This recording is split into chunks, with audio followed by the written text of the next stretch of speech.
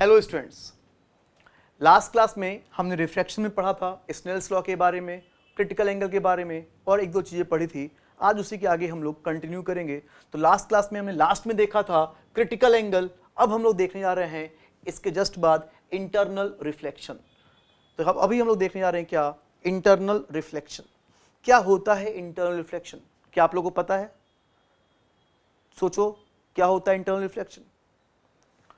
जब भी मैं अपने स्टूडेंट से पूछता हूं कि इंटरनल रिफ्लेक्शन क्या होता है, तो मैक्सिमम स्टूडेंट्स ऐसा कहते हैं कि जब भी लाइट रे डेंसर मीडियम से रेरर मीडियम की तरफ जाती है और जो ये एंगल ऑफ इंसिडेंस है अगर वो क्रिटिकल एंगल से ज़्यादा हो तो जितनी लाइटें गिरी थी उसमें से एक भी लाइट रे पास नहीं करेगी, सारी की सारी लाइट रे वापस उसी मीडियम में लौट के आएगी। इसको कहते हैं इंटरनल रिफ्लेक्शन। तो जब मैं पूछता हूं ये इंटरनल रिफ्लेक्शन तो मैक्सिमम स्टूडेंट्स ये जवाब देते हैं। जो भी कहा गया वो बिल्कुल सही कहा गया, लेकिन ये क्या था? Total internal reflection. मैंने पूछा इंटरनल रिफ्लेक्शन और बहुत सारे स्टूडेंट्स देते हैं टोटल इंटरनल रिफ्लेक्शन। ये जो कहा गया वो बिल्कुल सही है, लेकिन टोटल इंटरनल रिफ्लेक्शन है और इसके बारे में हम लोग बाद में बात करेंगे। इसको तो हम लोग बाद में पढ़ेंगे, अभी हम लोग पढ़ने जा रहे हैं इंटरनल रिफ्लेक्शन। तो ये जो अभी मैंने पूछा उसका सही जवाब ये नहीं है, ये तो कुछ और था, ये था टोटल इंटरनल रिफ्लेक्शन, जिसको हम लोग बाद में पढ़ेंगे। अभी हम लोग देखने जा रहे हैं इंटरनल रिफ्लेक्शन कि क्या होता है इंटरनल रिफ्लेक्शन। तो देखो, अगर लाइट रे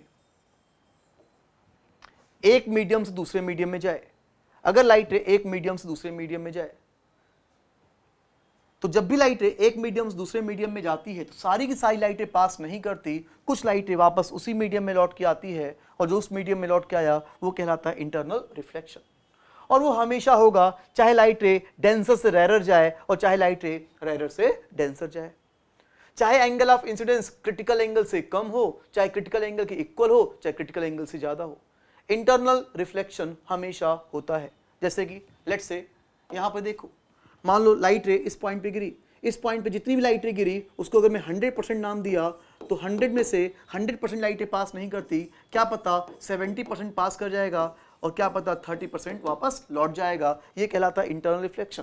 क्या पता 80% पास कर गया, 80% पास कर गया और तो फिर 20% वापस लौट के आ गया और 20% जो वापस लौट के आया वो इंटरनल रिफ्लेक्शन है। वैसे यहाँ पे जो लाइट रे गिरी उसको मैंने अगर 100% कहा तो हो सकता है कि 78% पास कर जाए और 22% वापस लौट के आए, तो ये कहलाता है हमारा इंटरनल रिफ्लेक्शन। और ये हमेशा होगा, चाहे डेंसर से रेरर हो, चाहे रेरर से डेंसर हो, चाहे क्रिटिकल एंगल से कम हो, चाहे ज़्यादा हो, चाहे इक्वल हो, और इनफैक्ट अगर एंगल ऑफ इंसिडेंस 0 डिग्री हो तो भी इंटरनल रिफ्लेक्शन होता है। ये रहा सामने, यहाँ पे लाइट रे इस सरफेस पे गिरी, इस पॉइंट पे जो लाइट रे गिरी वो सरफेस के परपेंडिकुलरली गिरी, लाइट रे सरफेस के normally Giri.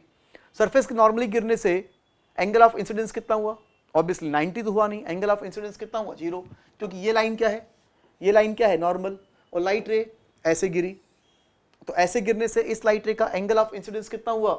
Angle of incidence हम लोग कहाँ से नापते हैं? नॉर्मल से।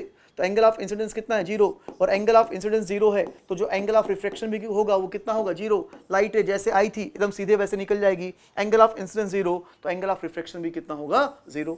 लेट्स से इस पॉइंट पे जो लाइटें गिरी उसको मैंने 100% कहा, तो अगर 100% गिरा तो 100 में से 100% लाइटें पास नहीं करेगी, क्या पता 95% पास कर जाए और क्या पता 5% वापस उसी मीडियम में लौट के आ जाए। वही बात यहाँ भी, 100% गिरा, 100 में से क्या पता 97% पास कर जाए और 3% वापस उसी मीडियम में लौट के आ जाए, तो ये कहलाएगा इंटरनल रिफ्लेक्शन। तो क्लियर है कि इंटरनल रिफ्लेक्शन हमेशा होगा, चाहे लाइट रे डेंसर से रेरर जाए और चाहे लाइट रे रेरर से डेंसर जाए। ये था हमारा इंटरनल रिफ्लेक्शन।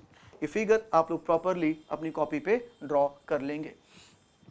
अब मुझे एक बात और कहनी है, आप लोग वेव पढ़ चुके हैं।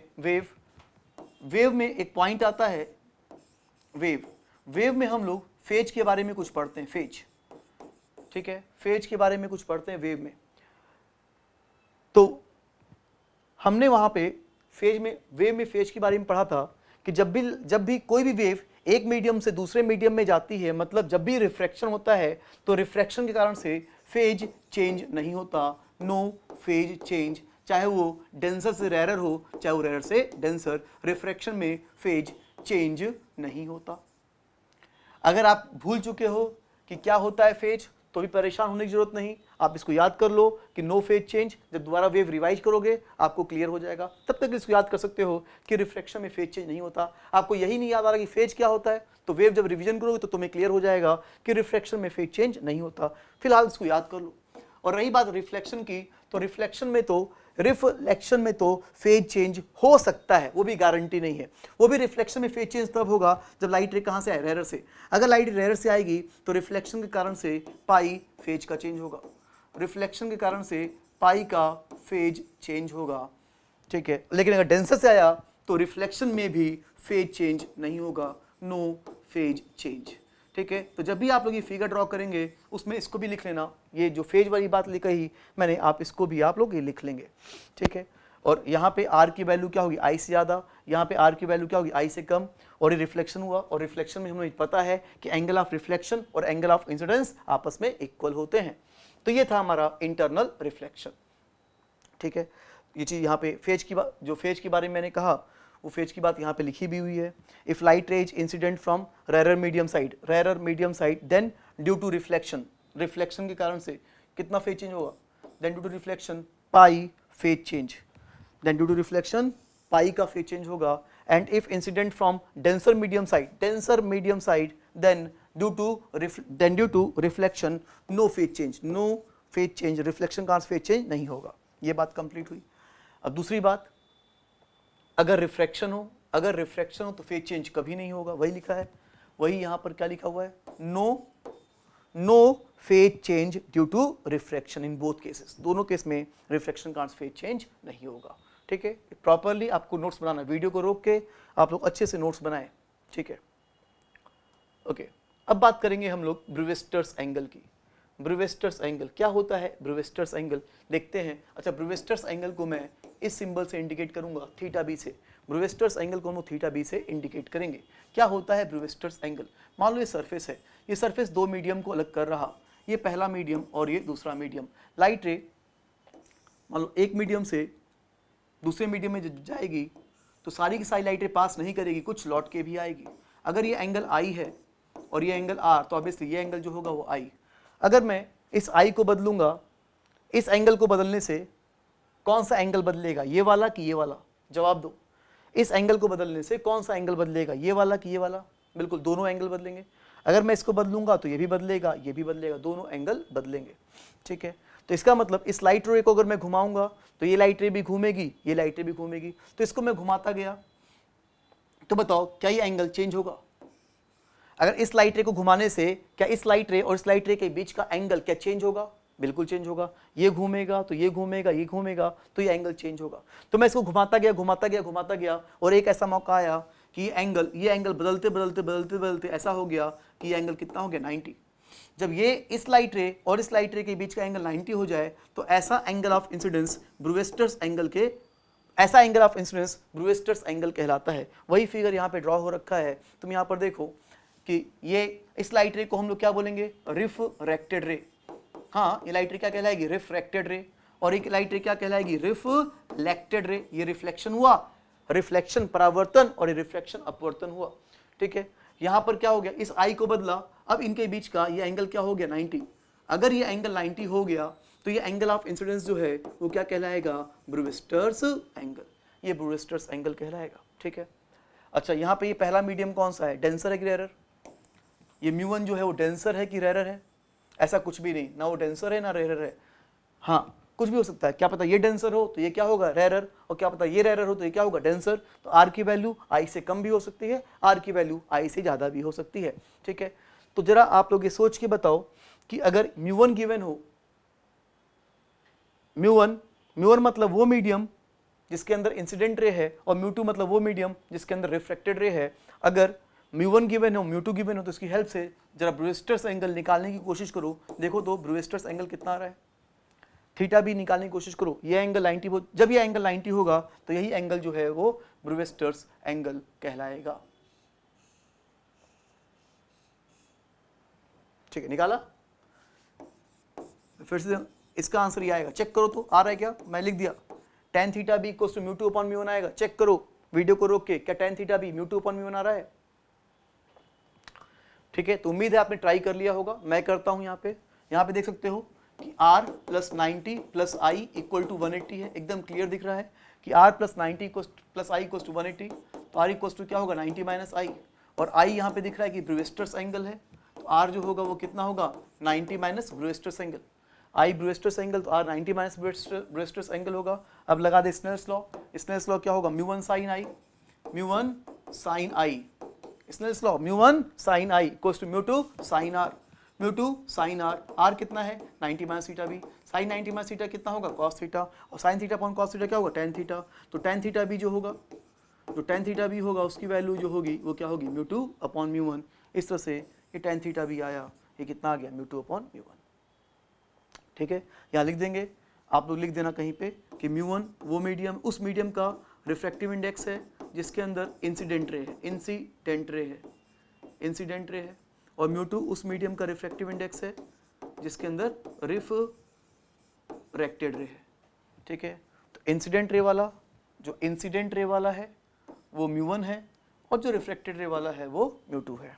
ठीक है, ये tan थीटा बी आ गया, वही लिखा हुआ है यहाँ पर देख सकते हो। If reflected ray and refracted रे बिकम्स, क्या लिखूं, becomes perpendicular, if reflected ray and refracted ray becomes perpendicular to each other then the angle of incidence is called Brewster's angle। तो जो angle of incidence है वो कहलाएगा Brewster's angle।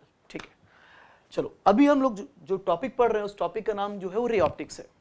जो भी हमारा करंट टॉपिक है उसका नाम रे ऑप्टिक्स है। आगे चल के हम लोग ज्योमेट्रिकल सॉरी रे ऑप्टिक्स कहें या ज्योमेट्रिकल ऑप्टिक्स कहें, बात एक ही है। रे ऑप्टिक्स कहें या ज्योमेट्रिकल ऑप्टिक्स कहें, बात एक ही। तो अभी हम लोग रे ऑप्टिक्स पढ़ रहे हैं और आगे हम लोग इसके बाद हम लोग वेव ऑप्टिक्स पढ़ेंगे। वेव ऑप्टिक्स पढ़ेंगे, और वेव ऑप्टिक्स में एक छोटा सा एक स्मॉल टॉपिक है, उसमें हम लोग पढ़ेंगे पोलराइजेशन पढ़ेंगे।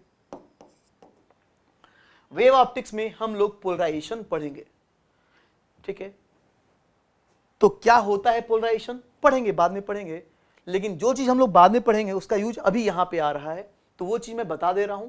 आपको उसमें दिमाग नहीं लगाना, याद करना है। दिमाग कब लगाना, जब हम लोग पोलराइजेशन पढ़ेंगे तब दिमाग लगाना। अभी जो मैं कहने जा रहा हूं बस उसको याद रखना है। क्या है वो चीज, देखो, अगर angle of incidence Brewster's angle के बराबर है तो इस सरफेस पे अगर अनपोलराइज्ड लाइट रे गिरी तो रिफ्लेक्शन के बाद वो लाइट रे क्या हो जाएगी, पोलराइज्ड। रिफ्लेक्शन के बाद वो लाइट रे पोलराइज्ड हो जाएगी। अनपोलराइज्ड से क्या हो जाएगी, पोलराइज्ड। तुम कहोगे कि ये पोलराइज्ड क्या होता है, अनपोलराइज्ड क्या होता है, तो अभी तुम उसमें दिमाग मत लगाओ, अभी याद करो, अभी इसको रटो। बाद में जब लोग पढ़ेंगे पोलराइजेशन तब समझ में आएगा, अभी बिल्कुल मत दिमाग लगाओ, बस फिलहाल इसको रट लो कि अगर आई थीटा भी है तो अनपोलराइज्ड से पोलराइज्ड हो जाएगा। रिफ्रैक्टेड रे तो अभी भी क्या रहेगी, अनपोलराइज्ड, ये तो अभी भी अनपोलराइज्ड रहेगी, लेकिन ये लाइट रे क्या हो जाएगी, पोलराइज्ड। ठीक है, इसीलिए इस एंगल को एंगल ऑफ पोलराइजेशन भी कहते हैं। ब्रूस्टर्स एंगल को एंगल ऑफ पोलराइजेशन भी कहते हैं। लिखा भी हुआ है, if I equal to theta B then reflected ray becomes polarised. जो रिफ्लेक्टेड रे है वो क्या हो जाएगी, पोलराइज्ड हो जाएगी। ठीक है, ये हो गया।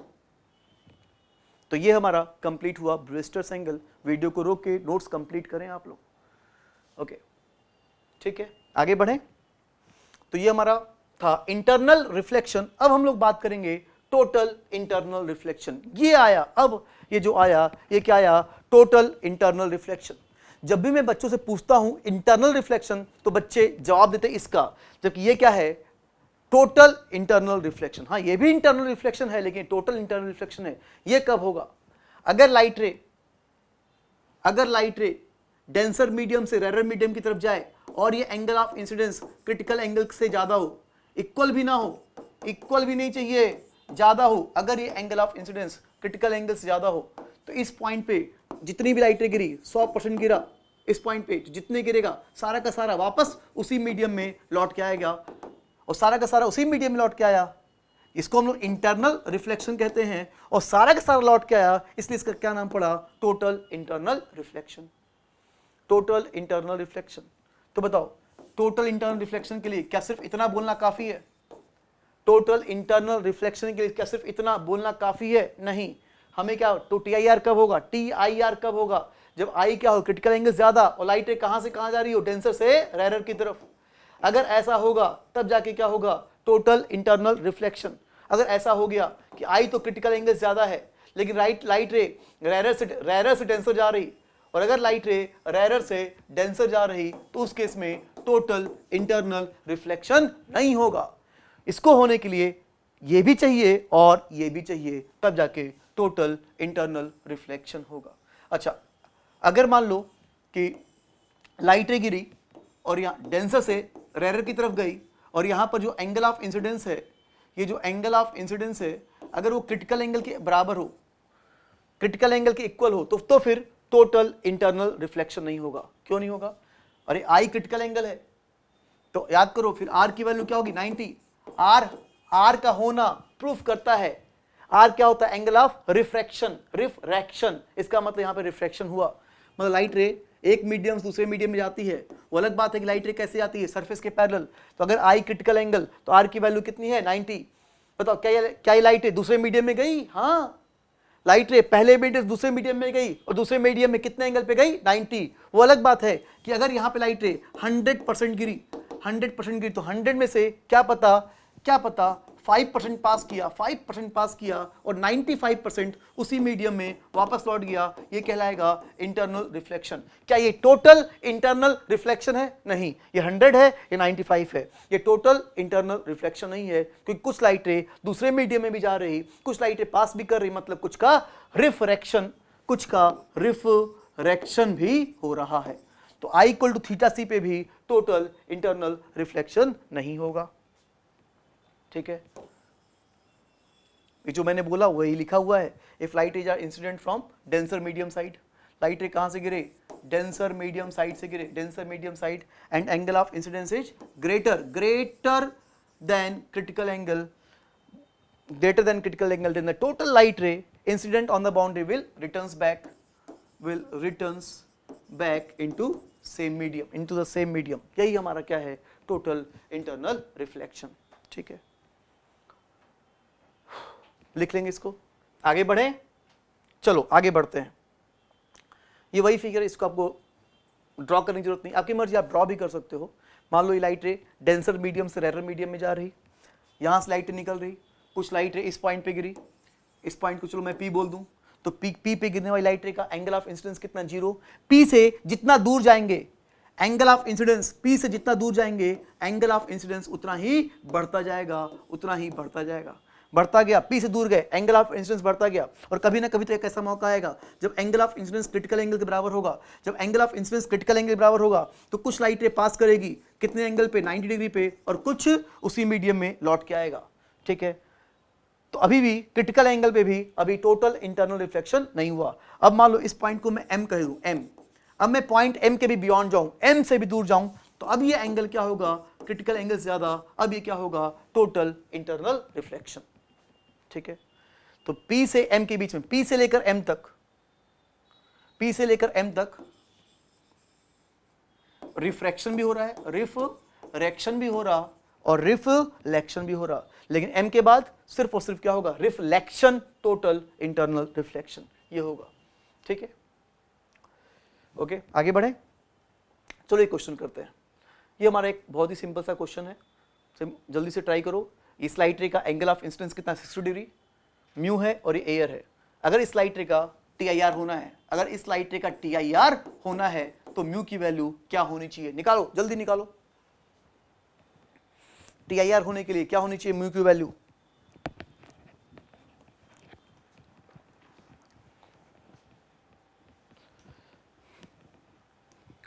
ठीक है। तो यहां पर देखें, अगर TIR होना है तो angle of incidence critical angle से क्या होना चाहिए, ज्यादा, डेंसर से आ रहा है। अब यहां मैंने क्या लिखा, sin 60 should be greater than sin theta C, sin 60 degree should be greater than, sin लिया sin थीटा सी, sin 60 कितना होता है, √3/2, और sin थीटा सी क्या होता है, रेरर अपॉन डेंसर, रेरर का रिफ्रैक्टिव इंडेक्स अपॉन डेंसर का रिफ्रैक्टिव इंडेक्स, तो mu should be greater then 2/√3। इस क्वेश्चन का ये आंसर आ गया, सिंपल। चलो अब इसकी बात करें। ये लाइट रे कहां से कहां जा रही है? डेंस से रेयर। और यहां पे कहना चाह रहा है कि एंगल ऑफ इंसिडेंस इस वक्त क्रिटिकल एंगल के इक्वल है।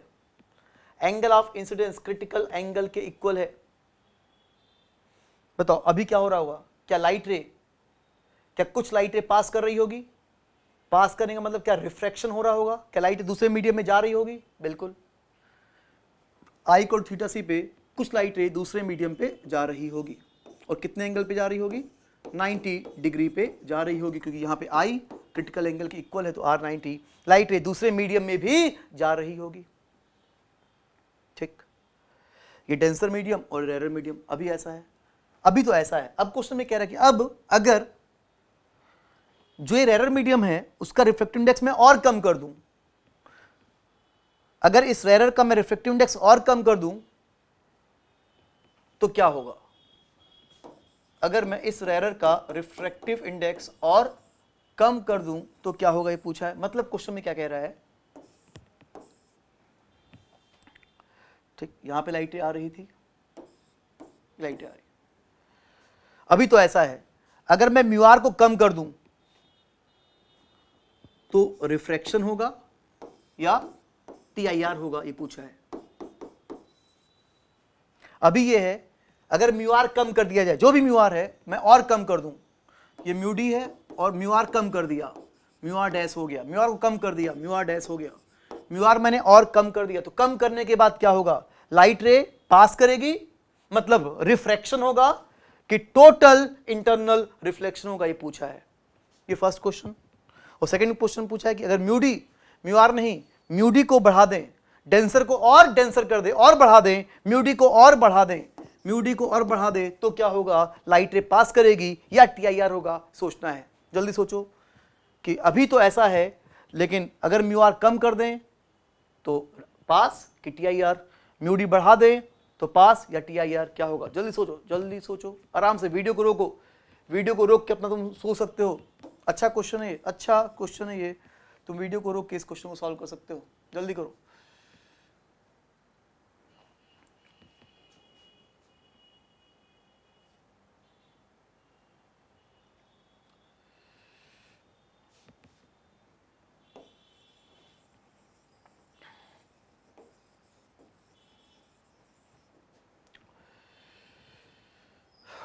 ठीक है, उम्मीद है कि आपने ट्राई कर लिया होगा। मैं करता हूं। साइन थीटा सी क्या होता है? Rare upon denser. अभी angle of incidence critical angle के इक्वल है R 90। अगर म्यू आर कम कर दें, अगर मैं म्यू आर कम कर दूंगा तो जो क्रिटिकल एंगल है,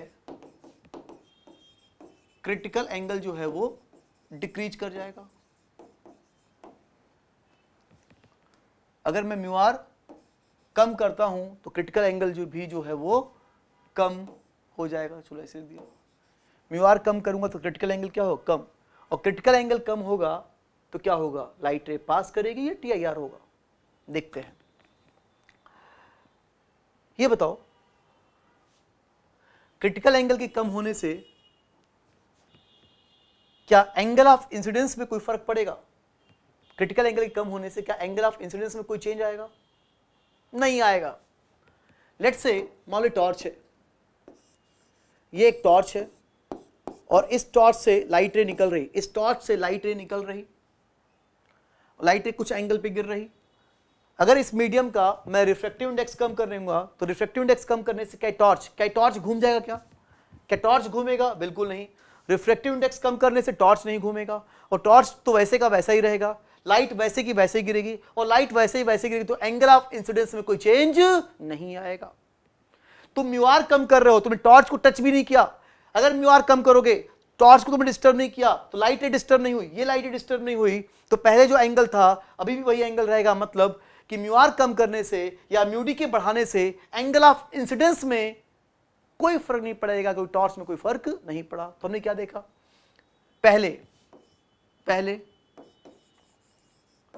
पहले angle of incidence critical angle के बराबर था, लेकिन बाद में जब म्यू आर कम किया तो अभी समझाया एंगल ऑफ इंसिडेंस वही का वही रह गया, वही का वही रह गया, लेकिन क्रिटिकल एंगल क्या हो गया? कम। क्रिटिकल एंगल कम होना मतलब एंगल ऑफ इंसिडेंस का क्रिटिकल एंगल से क्या होना ज्यादा, आई तो वही का वही रह गया, क्रिटिकल एंगल कम हो, क्रिटिकल एंगल कम हुआ, एंगल ऑफ इंसिडेंस कम नहीं हुआ, एंगल ऑफ इंसिडेंस तो वही का वही है, क्रिटिकल एंगल कम हुआ तो आई क्या है, क्रिटिकल एंगल ज्यादा, मतलब क्या होगा, टोटल इंटरनल रिफ्लेक्शन, ये होगा टोटल इंटरनल रिफ्लेक्शन। तो फर्स्ट का आंसर क्या हुआ, फर्स्ट का आंसर टोटल इंटरनल रिफ्लेक्शन हुआ, ठीक। सेकंड का आंसर क्या होगा, सेकंड का आंसर बिल्कुल सही, सेकंड का भी क्या होगा, टोटल इंटरनल रिफ्लेक्शन। क्यों, अगर म्यू आर कम करें तो क्रिटिकल एंगल क्या होगा, कम, अगर मैं म्यू डी को इंक्रीज करूं, म्यू डी नीचे है तो भी क्रिटिकल एंगल क्या होगा, कम, और क्रिटिकल एंगल कम होने से क्या होगा, टोटल इंटरनल रिफ्लेक्शन। उम्मीद है कि आपको समझ में आया होगा, अगर नहीं समझ में आया, कम समझ में आया, चलो एक और तरीके से मैं जल्दी से समझाने की कोशिश करता हूं आपको। चलो यहां देखो, ठीक है, यहां पे तुम देखो, मान लो कि पहले बिफोर, एक सेकेंड, ये मैं चार्ट बना रहा हूं, ये एंगल ऑफ इंसिडेंस लिख रहा हूं और इसको मैं क्रिटिकल एंगल लिख रहा हूं, ठीक है, ये लिखा एंगल ऑफ इंसिडेंस, ये क्रिटिकल एंगल लिखा, ये मैंने बिफोर लिखा, मतलब कि चेंज करने से पहले, और ये मैंने आफ्टर लिखा, चेंज करने के बाद, बिफोर आफ्टर। चलो यहां देखें, माना कि लेट से ये एंगल पहले ये एंगल जो था वो 60 डिग्री है, लेट से ऐसे समझाने के लिए इस एंगल को मैंने क्या ले लिया, 60 डिग्री, क्रिटिकल एंगल मैंने क्या लिया, 60 डिग्री, और एंगल ऑफ इंसिडेंस ही तो क्या है, क्रिटिकल एंगल, तो एंगल ऑफ इंसिडेंस भी कितना है, 60। ऐसे समझाने के लिए मैंने क्रिटिकल एंगल 60 लिया तो एंगल ऑफ इंसिडेंस भी कितना है, 60। म्यू आर के कम करने से या म्यू डी के बढ़ाने से टॉर्च तो डिस्टर्ब नहीं होगा, टॉर्च डिस्टर्ब नहीं होगा तो एंगल ऑफ इंसिडेंस तो वही का वही रहेगा, एंगल ऑफ इंसिडेंस में कोई चेंज नहीं आएगा। लेकिन म्यू आर को कम करोगे तो क्रिटिकल एंगल क्या हो जाएगा, कम, या म्यू डी को बढ़ाओगे तो भी क्रिटिकल एंगल क्या हो जाएगा, कम, क्रिटिकल एंगल कम हो गया, 60 से घटकर लेट से 59 हो गया, तब यहां पे आई क्या है, क्रिटिकल एंगल ज्यादा, तब क्या होगा, टोटल इंटरनल रिफ्लेक्शन। तो दोनों क्वेश्चन का आंसर, दोनों का आंसर क्या होगा, टोटल इंटरनल रिफ्लेक्शन।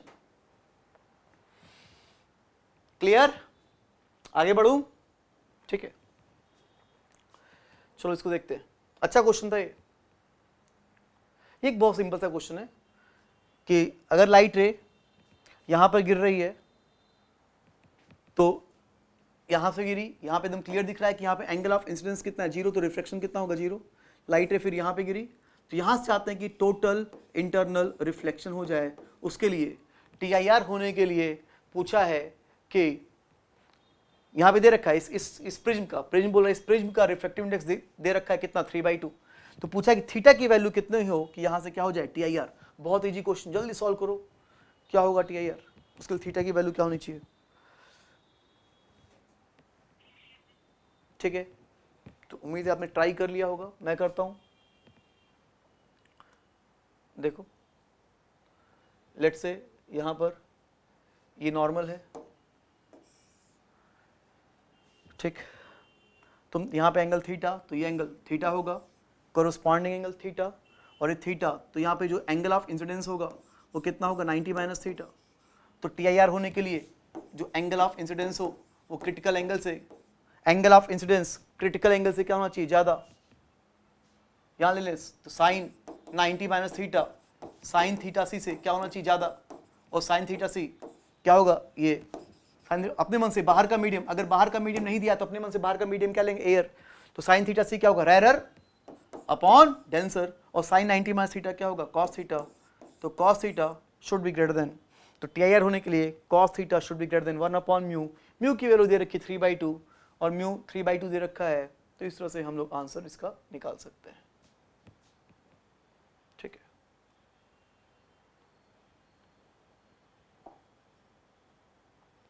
ठीक है, हो जाएगा ना यहाँ पे, कॉस थीटा 1/म्यू, म्यू की वैल्यू कितनी दे रखी, 3/2, तो कॉस थीटा ग्रेटर देन 2/3, तो theta should be less than cos inverse 2/3। Cos होने के कारण से जब ऐसे लिखेंगे तो इनइक्वलिटी बदल जाएगी, theta should be less than cos inverse 2/3। Simple सा क्वेश्चन था, ठीक है। चलो आगे बढ़े, आगे बढ़ते हैं, बात करते हैं डेविएशन की। डेविएशन क्या होता है? डेविएशन, लाइट रे जितना एंगल घूम जाए, लाइट रे जितना एंगल घूम जाए वो कहलाता है डेविएशन। डेविएशन जैसे कि पहले बात करेंगे केस 1 की। केस 1 क्या है? रेरर से डेंसर। फिर बात करेंगे केस 2 की। केस 2 क्या है? डेंसर से रेरर। यहां पे देखो ये लाइट रे कहां से कहां जा रही है? रेरर से डेंसर। रेरर से अभी हम सिर्फ रेरर से डेंसर जा रही है, तो लाइट रे तुम देख सकते हो कि ये लाइट रे सीधे पास नहीं करेगी। जब भी लाइट रे एक मीडियम दूसरे मीडियम में आती तो लाइट रे सीधे नहीं गुजाएगी, लाइट रे बेंड करेगी। किधर बेंड करेगी? नॉर्मल की तरफ कि नॉर्मल से दूर? रेरर से डेंसर है तो किधर बेंड करेगी? नॉर्मल की तरफ। और ये एंगल कितना हुआ? आर। लाइट रे कितना एंगल झुक गई, और जितना लाइट रे जितना एंगल बेंड की, जितना एंगल झुकी, लाइट रे इधर जाने की बजाय इधर चली गई, लाइट रे को इतना एंगल घूमना पड़ा, और जितना एंगल घूमना पड़ा वही कहलाता है डेविएशन। वही डेविएशन कहलाता है। तो यहां पे देख सकते हो अगर ये एंगल आई, ये आर, तो जल्दी बताओ डेविएशन कितना है? क्या है डेविएशन? बिल्कुल सही, आई और आर। तो डेविएशन कह सकते हो कि यहाँ पे डेविएशन की वैल्यू कितनी होगी? डेविएशन यहाँ पे कितना होगा? आई माइनस आर, ये डेविएशन होगा। अच्छा, आई की किस वैल्यू पर यहाँ पे टी आई आर होगा? जवाब दो। आई की किस वैल्यू पर यहाँ पर टी आई आर होगा? जल्दी जवाब दो। आई की किसी वैल्यू पर यहाँ पर टी आई आर नहीं होगा। नहीं होगा टी आई आर, क्योंकि ये कहाँ से कहाँ आ रही है? रेरर से डेंसर। टी आई आर होने के लिए डेंसर से रेरर होता है, और यहाँ पे रेरर से डेंसर, तो यहाँ पे टी आई आर नहीं होने वाला, कोई टी आई आर नहीं होगा। तो इसका मतलब ये जो आंसर आया फॉर एनी वैल्यू ऑफ आई, आई की कोई भी वैल्यू हो, डेविएशन कितना होगा? आई माइनस आर। अब तुम बताओ आई के बढ़ने से यहाँ पे डेविएशन बढ़ेगा या घटेगा? जवाब दो। आई के बढ़ने से यहाँ डेविएशन बढ़ेगा या घटेगा? ठीक है, तो यहाँ पे आई के बढ़ने से डेविएशन बढ़ेगा। अच्छा, यहां पे तुम देख सकते हो कि आर की वैल्यू क्या है? आई से कम। आर आई से कम है, तो जरा बताओ अगर मैं आई बढ़ाता हूं, आई बढ़ाऊंगा तो आर की वैल्यू बढ़ेगी या घटेगी? आई अगर मैं इंक्रीज करता हूं तो आर की वैल्यू इंक्रीज होगी या डिक्रीज होगी? पता नहीं, कुछ लोग बोलते हैं, कुछ लोग बेवकूफ़ी करते हैं और आर को बोलते हैं डिक्रीज होगी। बिल्कुल नहीं। अरे आई इंक्रीज होगा तो आर भी तो इंक्रीज होगा। भले आर आई से कम है, लेकिन आई बढ़ेगा तो आर भी बढ़ेगा। हाँ, एक सेकेंड, यहां देखो, ये रेरर से डेंसर और ये डेंसर से रेरर, डेंसर से रेरर। यहां लाइट रे बेंड कर गई, ये आई और ये आर यहां भी बेंड कर गया।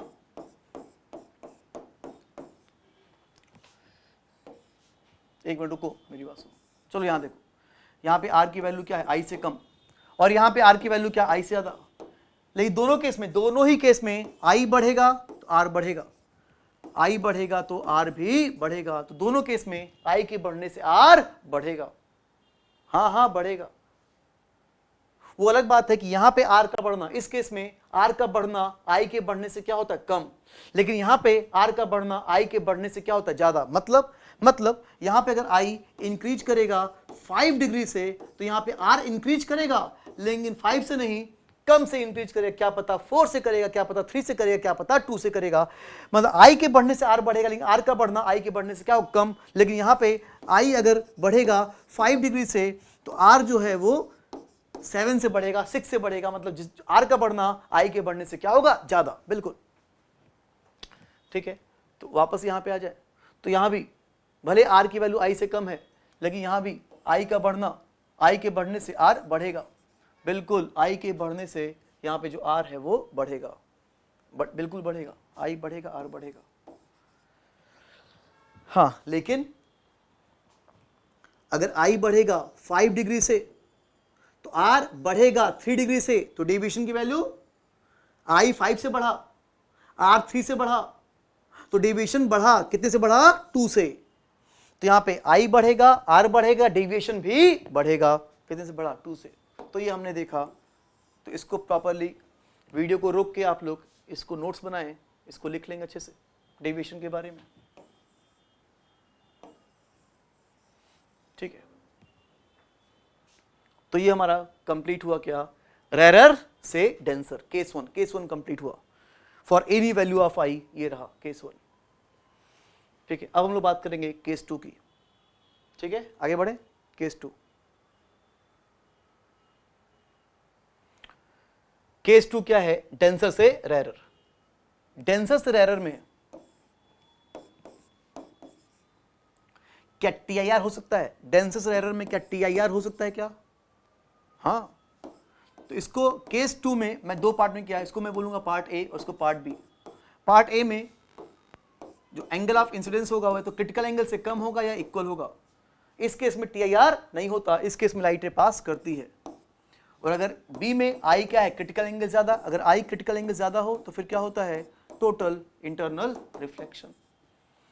तो केस टू कौन है, ये कि ये दोनों, ये भी क्या है डेंसर से रेरर, ये भी कहां से कहां, डेंसर से रेरर की तरफ, दोनों केस टू है। केस टू का ये पार्ट ए क्रिटिकल एंगल से कम, पार्ट बी क्रिटिकल एंगल ज्यादा। तो पहले हम लोग ए की बात करेंगे, बाद में हम लोग, तुम देख सकते हो फिगर में इनफेक्ट दिख भी रहा है कि पहले हम लोग केस टू में ए की बात करेंगे और फिर हम लोग बाद में बी की बात करेंगे। चलो पहले ए की बात कर ली जाए, हटाओ इसको, पहले ए की बात करें। आई क्रिटिकल एंगल से कम तो लाइट रे पास करेगी, लाइट रे आई क्रिटिकल एंगल से कम है तो लाइट रे पास नहीं करेगी, सॉरी, आई क्रिटिकल एंगल से कम है तो लाइट रे सीधे नहीं जाएगी, लाइट रे बेंड करेगी, किधर बेंड करेगी, नॉर्मल से दूर, रेरर है, और ये एंगल कहलाता है एंगल ऑफ रिफ्लेक्शन आर।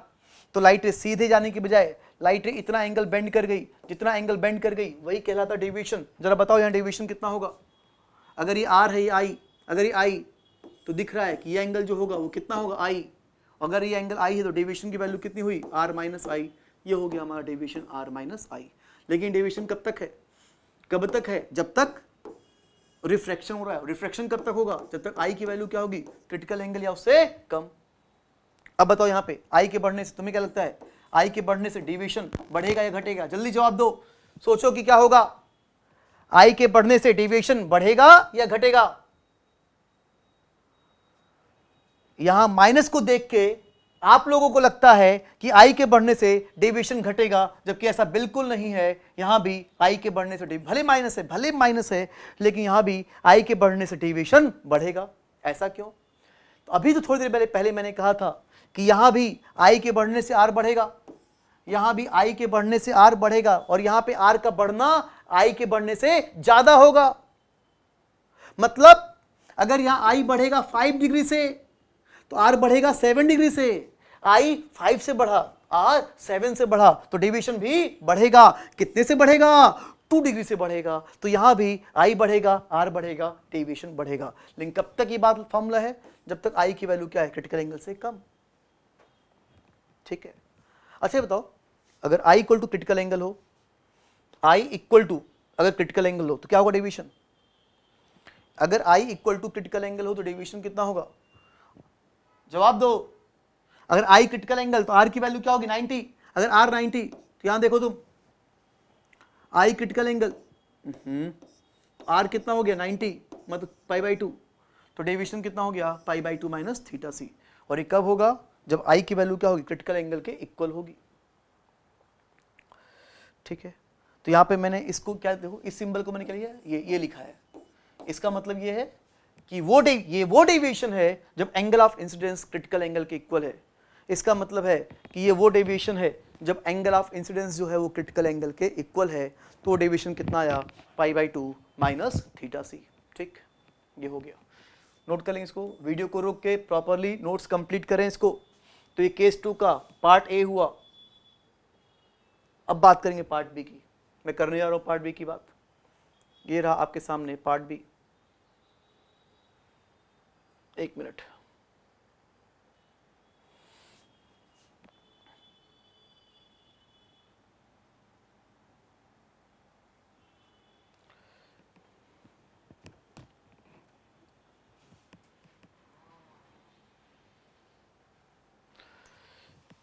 एक मिनट, बस।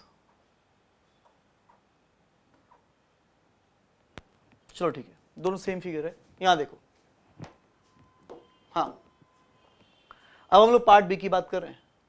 पार्ट बी में एंगल ऑफ इंसिडेंस जो है वो क्रिटिकल एंगल से क्या है, ज्यादा, और हमें पता है कि अगर angle of incidence critical angle ज़्यादा हो तो क्या होगा, टोटल इंटरनल रिफ्लेक्शन सब की सब उसी लौट आएगी।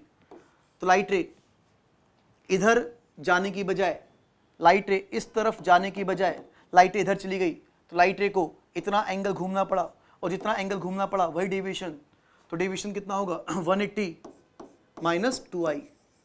और ये कब एप्लीकेबल होगा, जब i की वैल्यू क्या होगी, क्रिटिकल एंगल से ज़्यादा, i क्रिटिकल एंगल से ज़्यादा। ये हो गया सेम फिगर, ये और ये सेम फिगर है, ठीक है। हाँ, यहाँ पे तुम कह सकते हो कि i के बढ़ने से डेविएशन घटेगा, i जैसे जैसे बढ़ेगा डेविएशन की वैल्यू वैसे वैसे कम होती चली जाएगी, ठीक है। चलो अच्छा, जब भी मैं कहता हूँ, जैसे यहाँ पे तुम देख सकते हो एक i equal to theta C plus, theta C plus का मतलब यहाँ पे ये है कि ये वैल्यू क्रिटिकल एंगल से हल्की सी ज़्यादा है, बहुत हल्की ज़्यादा है। क्या लिखा है, where theta C plus is this infinitesimal greater than theta C. इसका मतलब होता है कि थीटा सी से हल्का से ज़्यादा, मतलब अगर क्रिटिकल एंगल लेट से 52 डिग्री है तो थीटा सी प्लस का मतलब क्या निकलेगा, इसका मतलब निकलेगा 52.00000001 डिग्री। मतलब इसका मतलब ये है कि क्रिटिकल एंगल से हल्का सा ज़्यादा। तो बताओ क्या थीटा सी प्लस और थीटा सी क्या लगभग इक्वल हैं, अप्रॉक्सीमेटली क्या इक्वल है? हाँ, थीटा सी प्लस और थीटा सी लगभग इक्वल, एग्जैक्ट इक्वल नहीं है। अच्छा, इन दोनों में अगर मैं कहूं कि एग्जैक्टली बताओ, एग्जैक्ट बताओ कौन कौन बड़ा है, ऑब्वियसली ये बड़ा है और ये छोटा है, लेकिन लगभग दोनों आपस में, लगभग अप्रॉक्सीमेटली दोनों लगभग आपस में क्या है, इक्वल, ठीक है।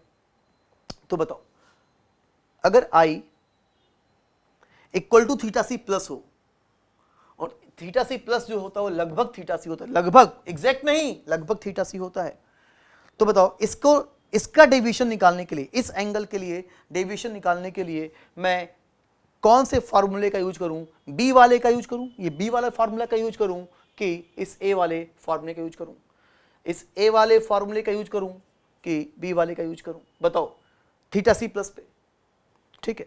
सही सोचा आपने, ये क्या लिखा है, थीटा सी प्लस, ये लगभग थीटा सी है लेकिन एग्जैक्ट थीटा सी नहीं है, तो ये थीटा सी से ज्यादा, लगभग थीटा सी के बराबर है लेकिन है तो थीटा सी से ज्यादा, और अगर ये थीटा सी से ज्यादा है तो फॉर्मूला ये आएगा, यहां, हाँ ये आएगा, तो डेविएशन कितना हो जाएगा, डेविएशन यहां पे हम लोग क्या लिखेंगे, पाई माइनस 2i, और i की वैल्यू कितनी होगी, थीटा सी प्लस।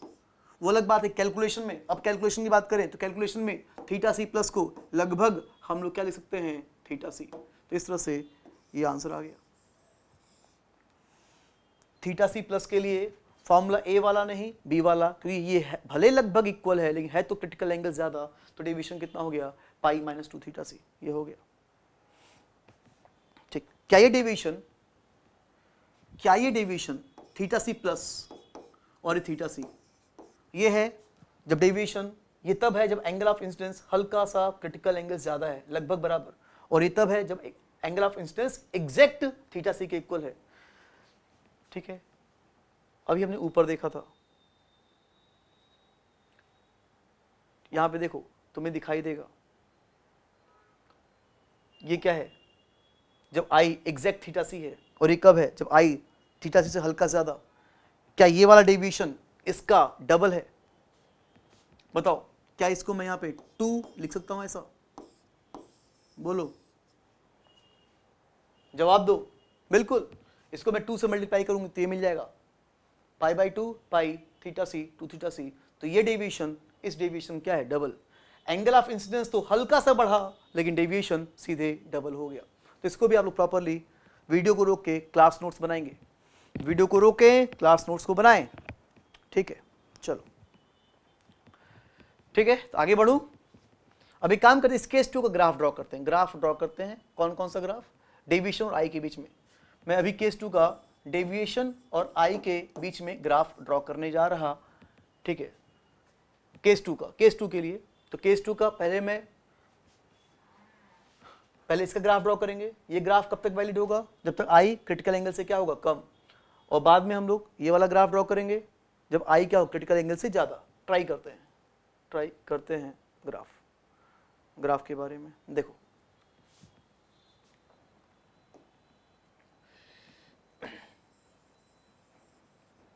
इसको यहां लिख दूं, ये 2 ग्राफ ड्रॉ करने जा रहा हूँ। यहाँ देखो, डेविएशन और एंगल ऑफ इंसिडेंस के बीच में ये 0 है, ये क्रिटिकल एंगल। तो यहां से यहां तक एंगल ऑफ इंसिडेंस क्या है? क्रिटिकल एंगल से कम, और क्रिटिकल एंगल से कम तो यहाँ पे जो डेविएशन का फॉर्मूला आएगा, यहाँ पे जो डेविएशन का फॉर्मूला आएगा वो क्या होगा? r माइनस आई। और इसके बाद क्रिटिकल एंगल से ज़्यादा, और क्रिटिकल एंगल से ज़्यादा तो डेविएशन क्या होगा? पाई माइनस 2i। डेविएशन पाई माइनस 2i होगा। ठीक, यहाँ पे लाइट रे पास कर रही, मतलब रिफ्रैक्शन हो रहा, और यहाँ पे लाइट रे क्या हो रहा है? Total internal reflection. Graph draw करते हैं। ठीक है, deviation equals to r minus i का अगर मैं ग्राफ ड्रॉ करूँ, deviation equals to minus i plus r. Deviation को ड्रॉ किया y में, i को ड्रॉ किया x में, और ये r लिखा मैंने। डेविएशन को ड्रॉ किया y में, i को लिखा x में। बताओ क्या इसका ग्राफ स्ट्रेट लाइन होगा? जवाब दो। क्या अगर मैं डेविएशन और i में ग्राफ ड्रॉ करूं, क्या ग्राफ स्ट्रेट लाइन होगा? बोलो। बिल्कुल नहीं, नहीं। y equal to M X plus C straight line होता है तब जब ये क्या होता? अगर r कांस्टेंट होता तो ग्राफ क्या होता? Straight line. लेकिन हमें पता है कि i के बढ़ने से, यहां पर देखो, अगर ये r कांस्टेंट होता तो फिर ग्राफ स्ट्रेट लाइन होता। लेकिन हमें पता है कि i के बढ़ने से r भी बढ़ेगा, तो r वेरिएबल है, और r वेरिएबल तो ग्राफ स्ट्रेट लाइन नहीं होगा। ठीक है, अभी तुम लोग मैथमेटिक्स में ग्राफ के बारे में डिटेल में पढ़ोगे। मैथमेटिक्स में ग्राफ तुम लोग डिटेल में पढ़ोगे तो तुमको वहां पे क्लियर होगा कि इसका ग्राफ कैसे ड्रॉ किया जाए। तब तक के लिए मैं इसको ड्रॉ कर दे रहा हूं। जब तुम मैथमेटिक्स में पढ़ लोगे तो तुम्हारे लिए ग्राफ ड्रॉ करना बहुत ईजी होगा। फिलहाल उसके पहले मैं ड्रॉ कर ले रहा हूं, तब तक के लिए आप लोग याद रखेंगे इस ग्राफ को। इसका ग्राफ ड्रॉ करने से हमें कुछ इस टाइप से ग्राफ मिलता है, कुछ इस टाइप से हमें कर्व मिलता है, ये ग्राफ। ठीक है, तो ये हमारा ग्राफ हुआ। Deviation equals to r minus आई।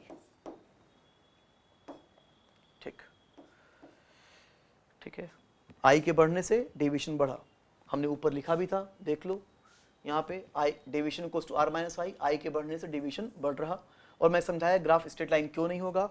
और ये ग्राफ अभी आपने डिटेल में पढ़ा नहीं, जब मैथमेटिक्स से पढ़ लोगे तो क्लियर हो जाएगा ये ग्राफ कैसे आया। फिर हमने देखा था कि जब i थीटा सी है, जब i इक्वल टू थीटा सी था, तो r इक्वल टू, जब i थीटा सी था, जब i थीटा सी होगा तो r कितना होगा? 90। तो जो डेविएशन होगा इस केस में, जो डेविएशन आएगा उसकी वैल्यू कितनी होगी? Pi by 2 minus theta C. i theta C r 90, the deviation pi by 2 minus theta सी।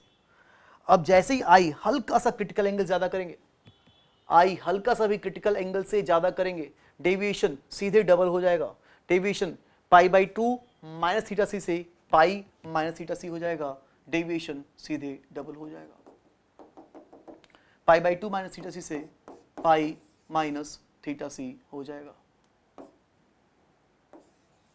ठीक, अब इसके बाद जो फॉर्मूला आएगा, डेविएशन कितना होगा? पाई माइनस 2i।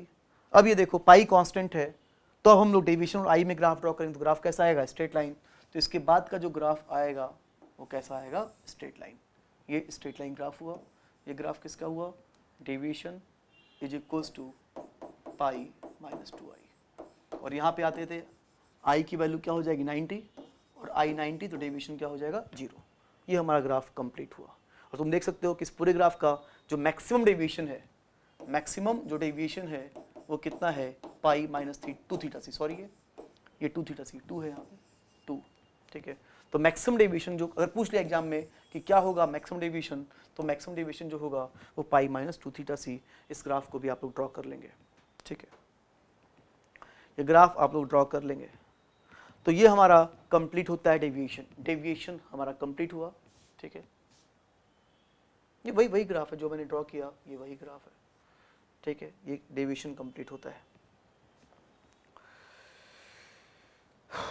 ठीक, ये क्वेश्चन है डेविएशन वाला ही, अच्छा क्वेश्चन है। क्वेश्चन ये है, हमने देखा कि डेविएशन जो है वो किसी केस में i माइनस आर भी है और किसी केस में r माइनस आई भी है। तो डेविएशन को ऐसे लिखता हूं, मॉड आर माइनस आई भी लिख सकता हूँ, मॉड आर माइनस आई। तो ये तुम देख सकते हो यहाँ पे कि मॉड आर माइनस आई और के बीच में ग्राफ है। के क्या है? म्यू1 अपॉन म्यू2। इसमें इस मीडियम को म्यू1 कह रहा और इस मीडियम को म्यू2 कह रहा, तो म्यू1 अपॉन म्यू2 जो है वो क्या है? के। म्यू1 अपॉन म्यू2 के है, और आर माइनस आई बेसिकली क्या है? Deviation, basically deviation. तो बेसिकली ये डेविएशन और के बीच में क्या है? ग्राफ। डेविएशन और के बीच में ग्राफ है, तो ग्राफ जो है वो, ग्राफ का लेफ्ट एंड यहां से है, यहां टच कर रहा, तो ग्राफ यहां से लेकर यहां जा रहा है। ये ग्राफ ये शो कर रहा है कि ये ग्राफ जब के इनफाइनाइट को अप्रोच करेगा, के जब इनफाइनाइट को अप्रोच करेगा तो ये कर्व इस लाइन को इनफाइनाइट टच करेगा, ये कर्व इस लाइन को इनफाइनाइट पर टच करेगा। और ग्राफ सिर्फ k1 तक है, k1 से पहले ग्राफ है ही नहीं। जो भी ग्राफ है वो k1 से स्टार्ट हो रहा, k1 के पहले कोई ग्राफ है नहीं। ठीक है, तो पूछा है, तो deviation equals to mod r minus i है, इसके बीच में ये ग्राफ ड्रॉ हो रखा है। ठीक है, चलो, तो इसमें पूछा है कि अगर एंगल ऑफ इंसिडेंस हमेशा हमेशा कितना, एंगल ऑफ इंसिडेंस चेंज नहीं कर रहे, एंगल ऑफ इंसिडेंस हमेशा कितना है? 60 डिग्री। एंगल ऑफ इंसिडेंस हमेशा 60 डिग्री, हमेशा 60 डिग्री है। तो जैसे से के बदल रहे हैं, के बदलेंगे, के बदलने से आर बदलेगा। क्यों बदलेगा वो सोचना है आपको। के बदलेंगे तो आर बदलेगा, और के आई तो बदल नहीं रहा, तो के बदलने से ये जो आर है वो बदलेगा, और आर बदलेगा तो डेविएशन बदलेगा। ये ग्राफ है। तो पूछा है कि इस क्वेश्चन में k1 की वैल्यू क्या होगी? k1 पूछा है, ये k1 है, k1 कितना होगा, k2 कितना होगा, θ1 कितना होगा और θ2 कितना होगा। तो ये चारों चीज आप लोग को निकाल के लेके आना है। इसको हम नेक्स्ट क्लास में, नेक्स्ट लेक्चर में डिस्कस करेंगे। k1 की वैल्यू डिस्कस करेंगे, आप लोग आराम से ट्राई कर लो। k1, k2, θ1 और θ2, ये सब कुछ हम लोग प्रॉपरली डिस्कस करेंगे नेक्स्ट क्लास में। ठीक है, तो इसको आप लोग ट्राई करेंगे आप लोग। तो आज के लिए इतना ही, मिलते हैं नेक्स्ट क्लास में। Bye bye.